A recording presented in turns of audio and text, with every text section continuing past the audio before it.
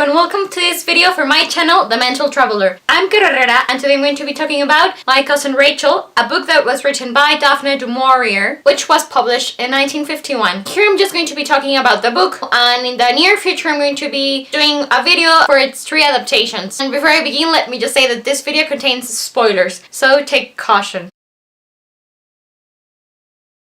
I'd never heard about My Cousin Rachel until some months ago when I saw the first trailer about its most recent adaptation. It stars Rachel Weisz and Sam Claflin, Ian Glenn and Holliday Grainger. I saw the trailer and I was instantly besotted by it. I really like all of the actors in it, but most of all, I am an Anglophile who loves period dramas. Then when I learned that this was a story by the same author of Rebecca, I knew that this story would be quite intriguing for me. And in fact, I thought it was really well that this film was being made because we always get remakes of the same classics, Jane Eyre, Wuthering Heights, and thus people forget that there are also a lot of amazing stories out there that were made into movies in the golden age of Hollywood. But now, at least with My Cousin Rachel, due to this new adaptation, people will once again be aware of it. And well, as the weeks went by and more trailers were released for this new film, I just kept falling more and more in love with it. And I did a little research and I discovered that the previous adaptations have Richard Burton and Olivia de Havilland playing in it. There's also a TV show with Geraldine Chaplin. But yes, anyways, I don't want to see those productions until I've seen the most recent one, because to me, as I read that book, I was picturing the settings and actors from the most recent adaptation. And if I'm honest, even though I think Olivia de Havilland is a wonderful actress, she will always be more suited to roles Melanie Wilkes from Gone with the Wind or Catherine from Washington Square. Even though it's fantastic that she wanted to explore new depths in her acting by playing someone like Rachel, I just can't see her in that role unlike Rachel Weisz. So I'm quite looking forward to watching that movie, and then I'll see the other ones and then I'll make a video about them. At one point, after watching all of the trailers several times, I decided that it was time to read the book, and I read it in 4 days.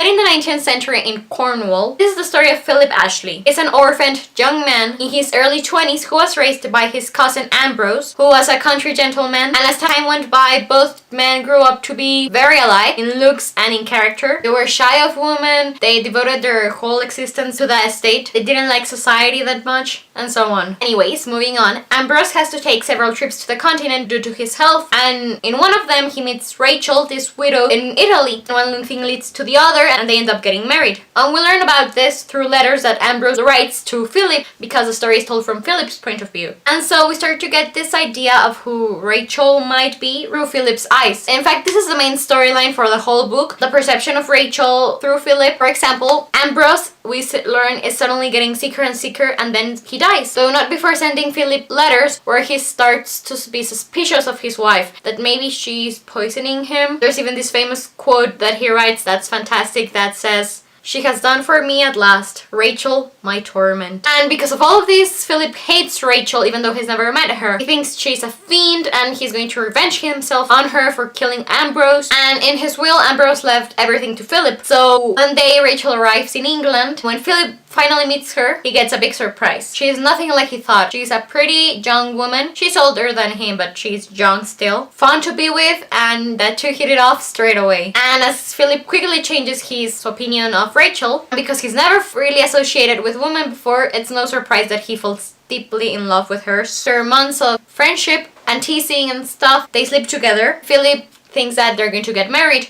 but because he left his whole property to Rachel, thinking that it wasn't just that she as Ambrose's wife had nothing, Rachel suddenly sort of declares that she doesn't want to give up her independence by marrying Philip. And she likes being a widow who has now a lot of means, and she plans to go back to Italy. But by this point, Philip is quite obsessed with her. And even though Philip starts to suspect that he's fallen ill because Rachel is now poisoning him the way she did with Ambrose, he can't stop loving her. So at least that's how I understood it.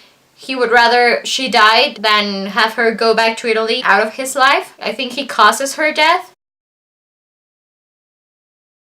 I give My Cousin Rachel a 5 out of 5 stars review, and I highly recommend this mystery, romance, and even though I've never read Rebecca, Jamaica Inn, or The Scapegoat, or any other of Daphne du Maurier's works, I was glad that this was my first novel by her, and I thought it was really well done. From the first sentences, I was hooked. I loved every word till the very end. There were so many things that I enjoyed from it. From the way how Philip always addresses Rachel as my cousin Rachel, up until the moment he realizes that he's in love with her, to the fact that it constantly made me change my perceptions of Philip and Rachel. Because, for example, I really liked Philip at the start, and I thought that his puppy love for Rachel was adorable, and I wanted her to be nicer to him at some points. But then there comes a point where you just realize that his love for her is an obsession and it's unhealthy, and then that leads me to put myself into Rachel's shoes. Why won't Philip leave her be and be a woman in her own right and live her life the way she wants it to be lived? Because back in the 19th century, women didn't have many liberties. It's alright that Rachel doesn't reciprocate Philip's feeling.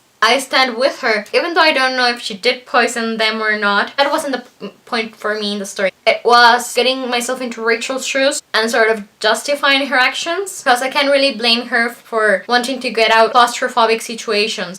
Yes, I know that maybe she would have acted differently had Philip not given her all property, because maybe she would have married him out of interest. But still, I really can't condemn her. This change in the balance of my perceptions of the character was quite a fascinating experience as a reader to encounter. I can't recall if this has ever happened with me in another book before. So yes, I like the characters, the plot, the setting, the writing style, so why wouldn't I give it a 5 out of 5 stars review? At the moment, this is all I have to say about My Cousin Rachel. I'm keeping my fingers crossed that you enjoyed it, but still, whether you agree with me in anything or not that I said in this video, please let me know. I would love to hear from you. As I said at the start of this review, I shall be making another video where I review the film adaptations, but the most recent one doesn't come out until June 2017, so we'll have to wait until I see it. In the description box below, you can find a link to the Goodreads page for the novel, and please check out the trailers for the most recent adaptation. There are 3, and they're all fantastic. Thank you very much for watching this video. I'm Carolina, the Mental Traveler. May you have a wonderful day. Goodbye.